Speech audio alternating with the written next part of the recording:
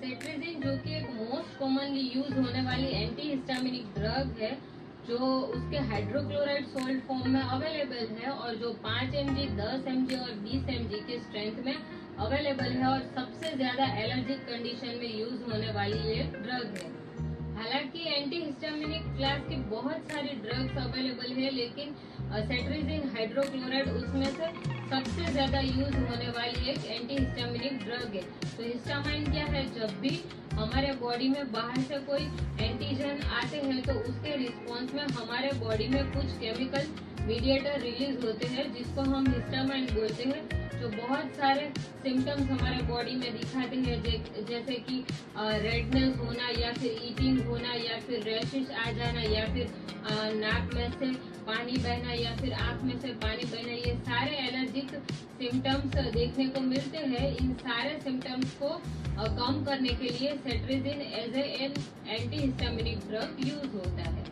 तो सेट्रिजिन के यूजेस के बारे में बात करते हैं तो ये सबसे ज्यादा एलर्जिक कंडीशन में यूज होता है, चाहे वो सीजनल एलर्जी हो, मतलब कि सीजन चेंज होते ही जैसे एलर्जी शुरू हो जाती है, जैसे कि नाक में से पानी बहना या फिर छींके आना या फिर आंखों में से पानी बहना या फिर वो हे फीवर के सिम्टम्स हो, जिसे हम एलर्जिक रिनिटिस भी बोलते हैं, जिसमें आंखें लाल हो जाना, आंख में से पानी बहना या फिर बहुत स्नीजिंग होना, कोल्ड के सिम्टम्स दिखना। इस सारे सिम्टम्स में सेट्रिजिन सबसे ज्यादा यूज होता है।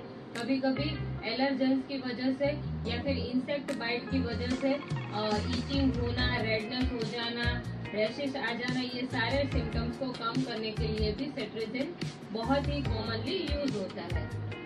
सेट्रिजिन हाइड्रोक्लोराइड टैबलेट और कैप्सूल दोनों फॉर्म में अवेलेबल है और बच्चों के लिए वो सिरप के फॉर्म में भी अवेलेबल है। लेकिन बच्चों को हमें ऐसे ही उसको नहीं देना है। जब भी उसके बच्चों को जब सेट्रिजिन देने की जरूरत पड़े तब हमें उससे पीडियाट्रिशियन को जरूर कंसल्ट करना है, क्योंकि वो बच्चे के बॉडी वेट के हिसाब से डोज को कैलकुलेट करके उसे देते हैं। तो बच्चे को जब भी देने की जरूरत पड़े तो अपने पीडियाट्रिशियन को जरूर से कंसल्ट करें। अब सेट्रिजिन के साइड इफेक्ट के बारे में बात करते हैं तो उसकी सबसे ज्यादा और कॉमन दिखने वाली साइड इफेक्ट ड्रोजीनेस और स्लीपीनेस है। मतलब कि सेट्रिजिन लेने के बाद आपको बहुत ज्यादा नींद आ रही हो ऐसा फील होता है, सर भारी सा हो जाता है, चक्कर जैसा फील होता है, कभी कभी सर में दर्द भी हो सकता है। तो जब भी आप सेट्रिजिन ले रहे हैं तो ये एक ही एडवाइस जरूर दी जाती है कि ड्राइव करना अवॉइड करें। अब आप कोई भारी मशीनरी चला रहे हैं तो उसे अवॉइड करें। कोई भी ऐसा काम कर रहे हैं जिसमें ज्यादा कंसंट्रेशन की जरूरत हो, ऐसे काम को अवॉइड करें।